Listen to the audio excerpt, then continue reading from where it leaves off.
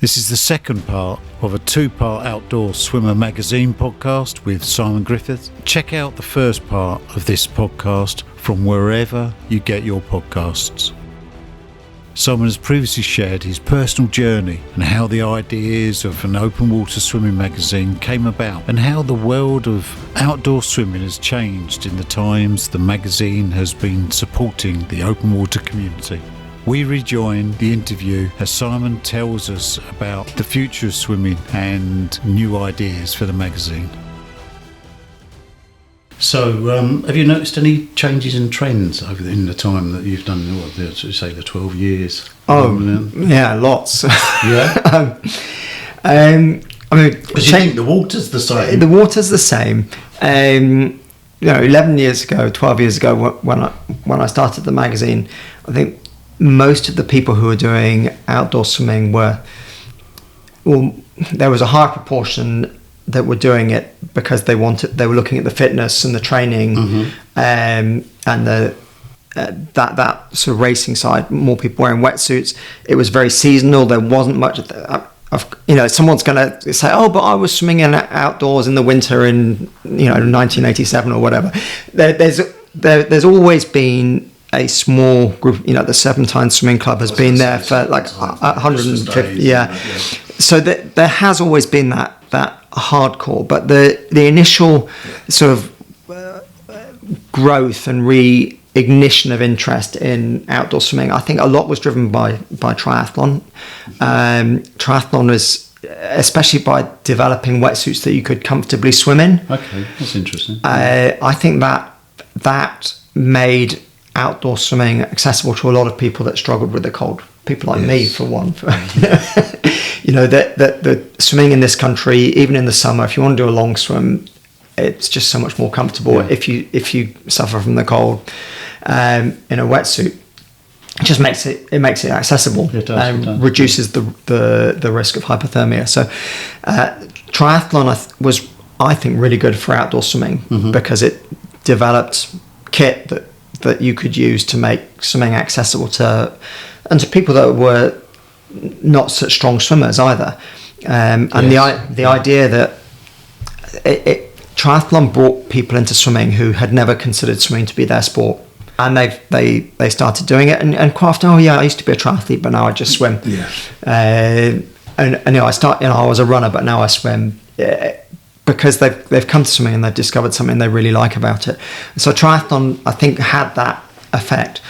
And then I think what happened at lockdown there was already before lockdown, there was this growing interest in winter swimming. That was we went from a seasonal magazine. We always published all year round, but that we actually started having more to write about in the winter. It wasn't like this is a beginning and end of season now. This is a different season. It's not the swimming season and the non-swimming season. It's the summer swimming season and the winter swimming season, and it's a different type of swimming, but it's still swimming. And there are people that engage in both. Some people don't. Some people go into the swimming pool in the winter and take their swimming there. But that expansion and that growth in winter swimming, that, I think, opened swimming in a strange way. Opened swimming to another group of people that had never considered it as something they could do. It strips away, except for the ice milers and the stuff and the bit of the winter swimming competition. It stripped away all the competitive side of it, and then you've got this activity that you actually really depend on each other. So there's kind of mutually supportive. It's so much. Okay, again, we're going to have exceptions. I swim on my own, but we're going to have that. But it's created this activity that really benefits from doing it together in a group, that is non-competitive, that is it really stretches people in a quite an interesting way, that you've got to overcome quite there's a physical aversion to getting into cold water every time you do it. Every time you do it, it's like, and you've got to why am I standing here on the bank about to get in here? You don't. It's like, and then you get in, and well, for me, and everyone feels different, I know, but for me, the first minute or so, it's this is not, why? And then it starts to feel good, and you think, why don't I do this every day?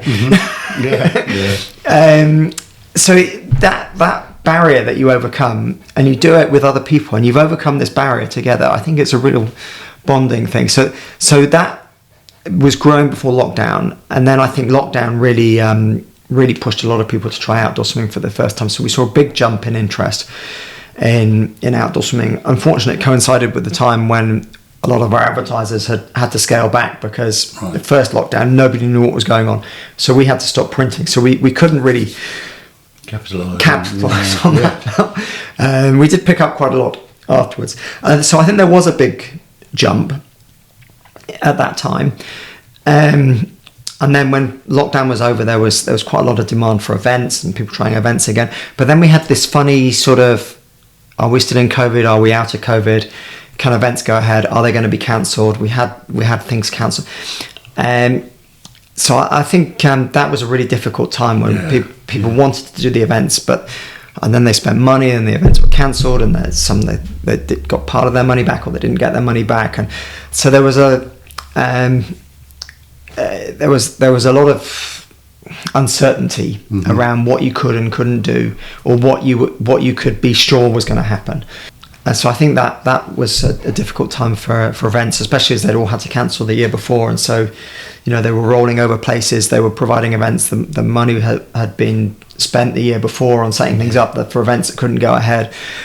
And I think I'm hoping that we've come to some kind of more stability now, that there are people that tried it in lockdown, some have stuck with it, a few have obviously gone away and gone on to different things. So I think we've got a bigger and more diverse cohort of people doing outdoor swimming now. So I'm optimistic. But we need to work on it. It's not just going to happen. No. I think people who swim need to keep being encouraging to other people, to keep supporting them on their exploration, remembering how difficult your first open water swim was. And that can be quite hard, because when we swim a lot, or when we've swum as kids, and swimming feels like second nature. If you've done it all, you don't. It's really hard to appreciate how hard it can be. I think swimmers should probably go and try something completely different every now and again to realise what it's like to be a beginner, so that they can talk to beginners in swimming. That's good perspective on it. I think when you said about the triathlons being a good entry point in, I think I hadn't really realised, I hadn't really thought it through, but I think there's a lot of people I know, and I'm trying to think what my entry point was, but at one point I was doing the Ironmans, and that's probably where I selected and stepped back into that swimming side of it. So I think you're right with those sort of events, that people come, try it out, find out. They had to do it for a short period of time because it was the bit that they were worried about, but then end up enjoying it, which is nice. And as you say, there's so many bits of equipment, the wetsuit, the ball buoys, the paddle, all that sort of stuff that makes them feel more comfortable. Well, I think it's even more than that. Just another point is what developed around triathlon was the whole industry around venues. Yes. Which initially, if you went to a venue in 2010. It would be 80% triathletes. If you go now, it's 80% swimmers. The whole coaching infrastructure has initially grew up around triathlon. People as adults wanting to learn to swim because they were doing a triathlon. That I think creating this sort of network of coaches that were teaching adults and making it acceptable to learn to swim as an adult, a lot of that has come through triathlon. Because you get these people who are super fit but they can't swim, but they're also very goal orientated. Quite often they're in professional jobs, so they've got money to spend, and they are prepared to spend it on their sport. So they don't see oh, I can't swim, they don't see that as a barrier. It's I can't swim, I need to learn how to swim. And it's made learning to swim as an adult acceptable, and created an industry that supports it. Yeah, that's great. So this is going to be the tough one for you. What's your favourite article over there? Or have you got some that are notable that stuck out in that 10 years? Favourite article? Oh, crikey. Yeah, I knew it was a really tough one. So, what's your favourite child? We've got so many stories come in. We've got stories from incredible swims, so they're really inspiring, and you just think, how's that? We had Sarah Thomas on the cover when she'd just done and Elaine Howley was on her boat, and so she was able to write a really close perspective of that swim for us. So you have that, almost like closeness to this absolutely epic, world-beating swim, and we were able to report on that. And then you have stories that, someone who's just done their first swim, and they're just so excited that they want to share it, and there's so much enthusiasm comes out, and on the one hand you say, Sarah Thomas swam the English Channel 4 times, and you've got someone, I've just done my first half-mile open water swim, but the enthusiasm and the genuine joy that person has got from completing that, it's so compelling to share that, and because. Well, I mean, those are the things that, they're going to inspire the people that haven't done it yet. Well, if she's done a half mile, then I can do it. And the Sarah Thomas stories, maybe that inspires people who are like, okay, what's my next biggest challenge? It's actually a smaller market, I think. Yeah. But, those are the people that, okay, I'm going to beef up my training because I want to do Catalina or whatever, but there's a much bigger, maybe you can spread more joy sometimes with these. I enjoy seeing that range that's in there. As you say, there's the interest around the big swims and the pioneering type swims, but then, as you say, the everyday stories of someone, and I suppose everyone can relate to the everyday type story, because at some time we would have had something that when we put a name down for it or said it, it was beyond us. How am I going to do that? This isn't going right. This is.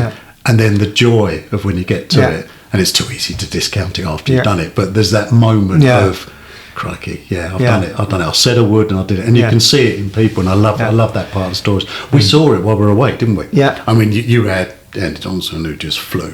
Yeah. Right, flew. It was a joy to swim alongside or watching whenever you could for that split second. Yeah. But it was good. But the other end were people there who, let's be honest, could barely make the distance, or they'd only just come into it and gone through it. And there were tears of emotion, of joy from those people. And you could really feel, as you say, someone who has now come in, and that you could see the love for the sport was now generated, and they weren't going to leave it, which was lovely. Yeah. So sharing stories, but there's also so much I've learned, from various contributors over the year. I mean, Terry Loughlin, who sadly passed away a couple of years ago. I really enjoyed how he thought about and analysed swimming. Total immersion swimming, and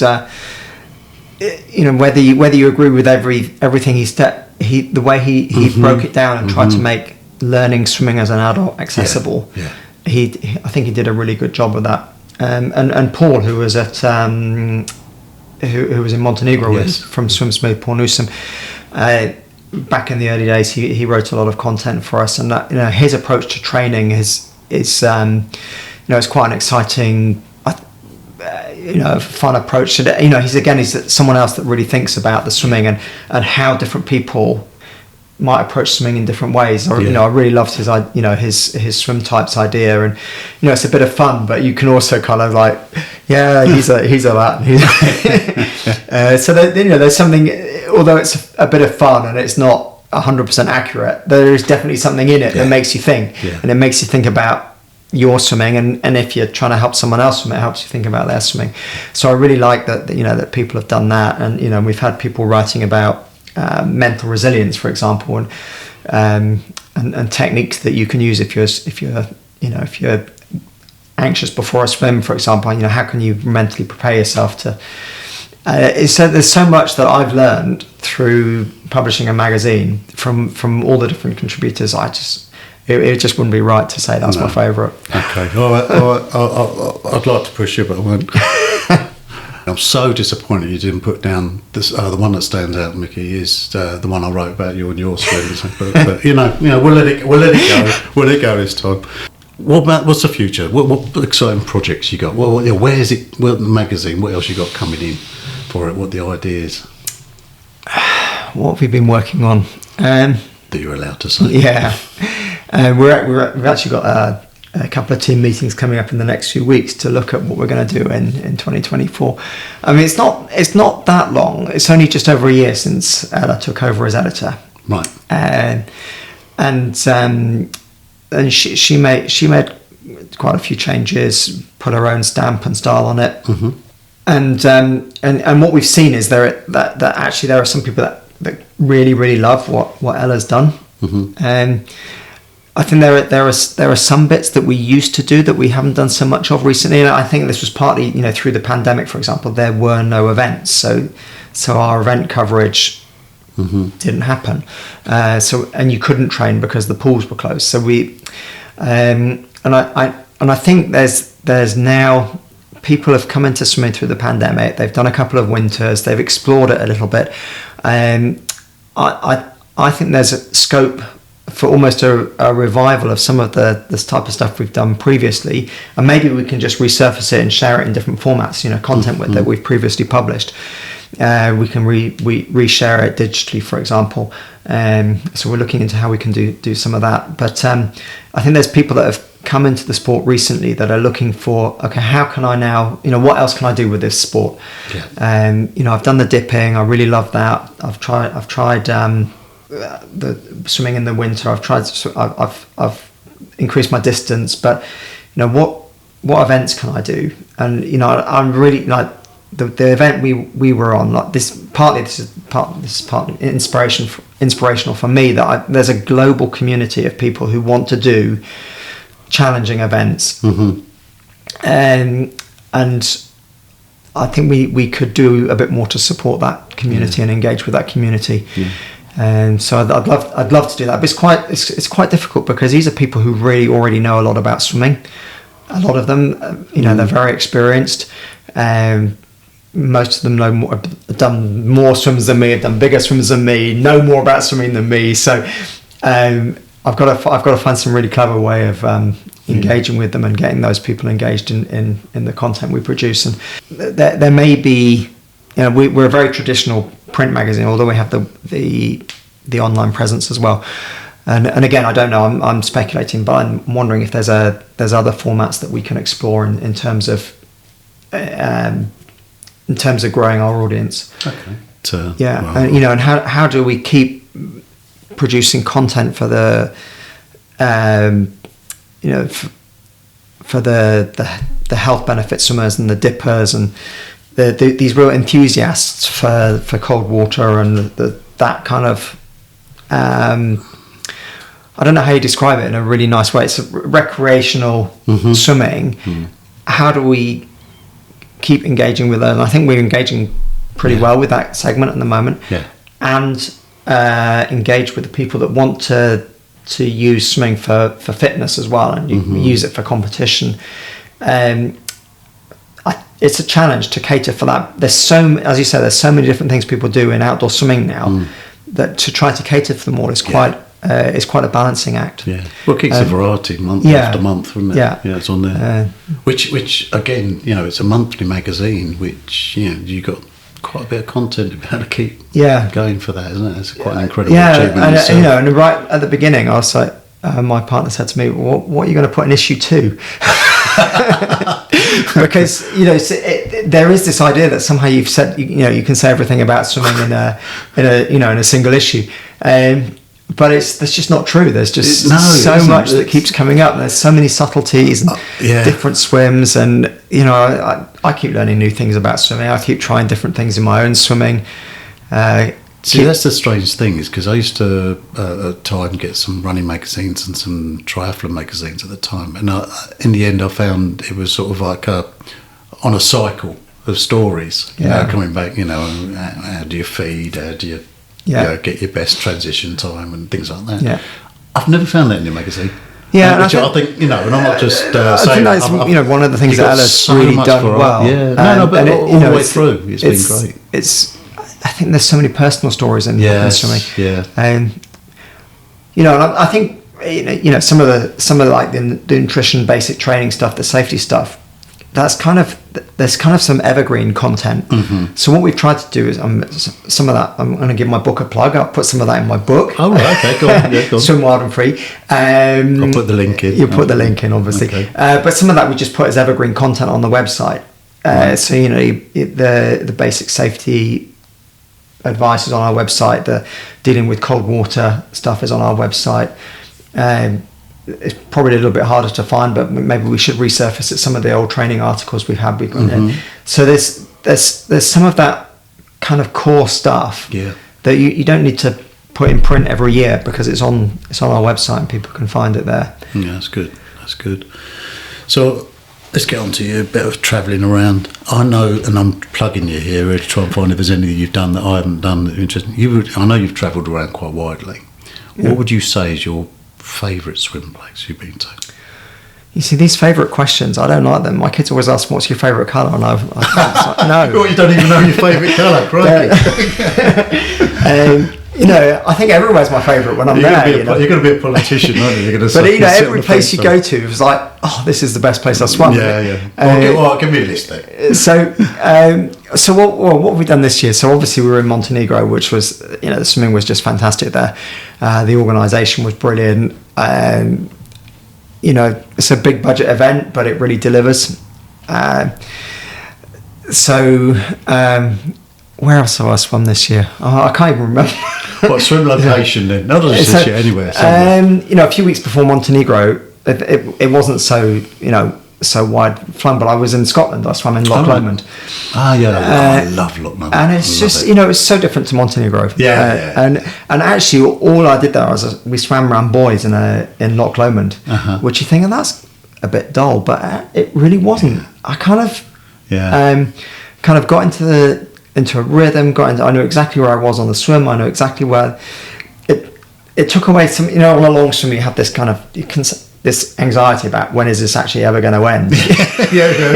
And when you've got it contained like that, although it was a 10k swim, you knew exactly how many loops. It was eight loops. 8. Yeah. Oh crikey! You knew exactly where you were. I get any event that's got 3 in. I get No, the middle one is like you're nowhere. No, because the 1.25 a lap. You know, you're around in about 15-20 minutes, something like that. I really enjoyed it. We had perfect weather. The location second to that is brilliant. And then you know what I always love about when you go somewhere is if you can spend a little bit of time. So the next day we climbed up Ben Lomond and we had perfect weather again. We got to the top. You know, the clouds lifted. It was in cloud when we walked up. The clouds lifted when we got to the top. Amazing view. So, you know, going to places where you have great, you know, other experiences as well. This time last year, I was in Turkey, and that was really fun. It was an event called Aquamasters, and this was an organised event, and it was all a locally organised event. The organisation was really strong. There's a really vibrant outdoor swimming community in Turkey, right? And they had 2 events on 2 separate weekends, and each event had a number of different races in it. So I ended up doing a 1k, a 3k, a 5k. That sounds good. I did a couple of relays. I love it when you go to an event in a different country. You haven't got a clue what's going on. No. You can't understand the language.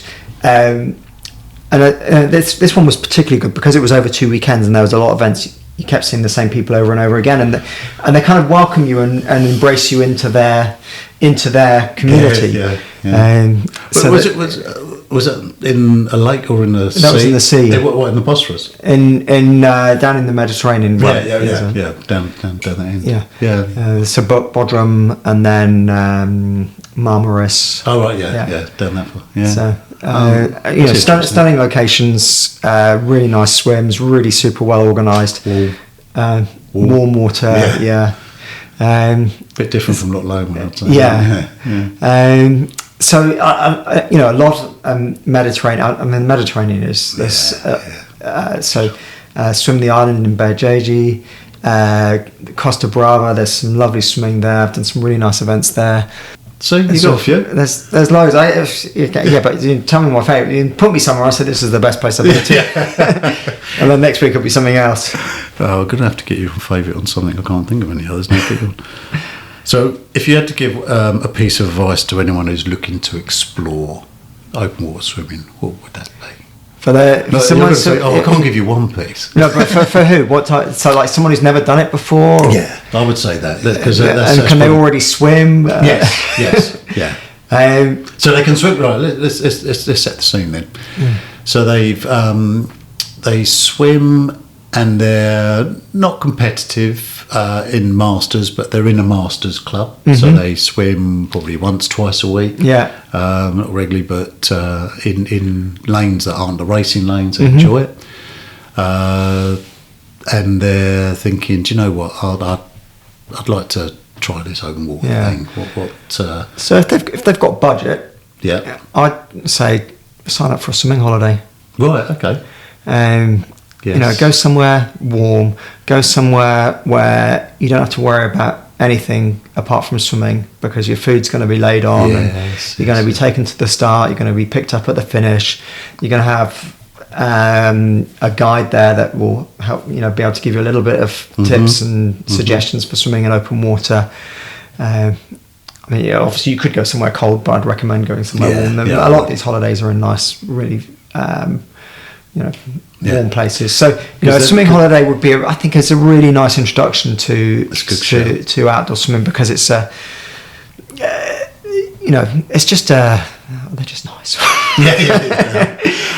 So that's a fun thing to do. And there are if they don't want to travel or budgets are a bit limited, there's several things. You might sign up to something like a 1 mile event like Henley Swim Festival or Swim Serpentine or Great Swim, somewhere where they have a high influx of beginners every year. So all of those events, they probably have between 50 and 70% first timers at those swims, and so they really go out of their way to cater for people doing. They'll always do a show of hands who's here for the first time, who's doing it. So they do a really good job of helping people feel safe. So I was talking to at Great North Swim. There was one woman who I not met her. We were just chatting over coffee afterwards. There was in the cafe. I was just overheard her talking to her friend that it was her first one. She'd only done the 250 meters, and she was regretting that she hadn't signed up to something longer. Actually, so I was so scared, but I got in, and then I was wearing my shoes, and I was wearing gloves, and I was suddenly too hot. But I didn't know, so I took them off, and I gave them to the kayaker, and the kayaker said, "Don't worry, you can leave them with me. I'll paddle around with you. I'll make sure you're fine." And so then the kayaker paddled all the way around with her, and then gave her back her shoes and her gloves at the end. And then she goes, I wish I'd done that. I wish I'd done the whole half mile or something. So those events will really cater for you if it's your first time. Or go to a venue like Shepperton. Depending on your confidence, if you're confident that you can already swim in open water, then just go along on your own. If you're a little bit nervous, then some of them have introductory sessions. Some of them have resident coaches that you can get a session with if you want some pointers to get started. That's a really good point, because that exact scenario, I've taken a lot of master swimmers down there for their first swims over the years, and they're good swimmers. But it's that just wanting someone to say, well, where do I get changed, or what do I who do I have to? And you get a briefing and introduction anyway, but just having someone there just to take that little bit of edge off it, I think helps. But as you say, you can go down on your own, and don't let that be a barrier. But sometimes it's nice to go along with someone, even if you're both trying it for the first time. So a lot of places now have introductory sessions and a coach. So I'll take advantage of other people's expertise. That's brilliant. That's brilliant. Okay, well, look, thank you so much for that, Simon. I know that you've given a lot of people lots to think about, and obviously I push everyone to the magazine. I enjoy it. When it comes through on a monthly basis, the family don't get to hear from me, so they're happy for that time when I'm thumbing through it. So, look, thank you for that, and thank you for the advice, and thank you for my cake. And we can enjoy some cake and have a chat. Yeah. Thank you. All right. Yeah, thanks a lot. I hope you enjoyed that interview with Simon, and we'll check out the Outdoor Swimmer magazine and explore further all the great points that Simon highlighted. This was the second half of the Outdoor Swimming magazine's podcast, and if you haven't heard the first half of Simon's views on open water swimming and its challenges and opportunities, I hope you will want to explore further the exciting information Simon has shared and download part 1 wherever you get your podcasts.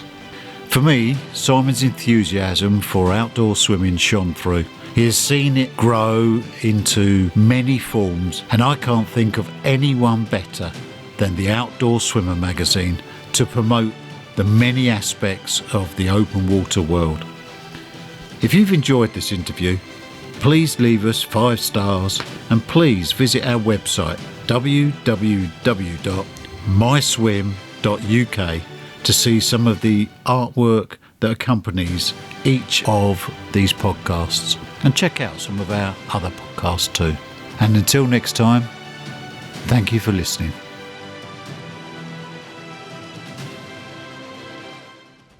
To capture the joy of each individual MySwim, we have an exclusive bright, fun MySwim podcast themed artwork design. If you enjoy the podcast and the guests, we'd appreciate your support to keep these podcasts going, to help spread the knowledge to a wider community.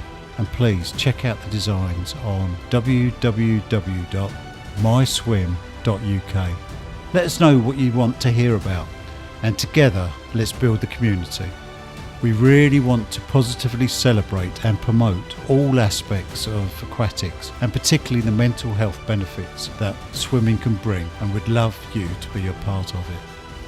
Join the community, give us your feedback, follow, and tell us all about your individual MySwim.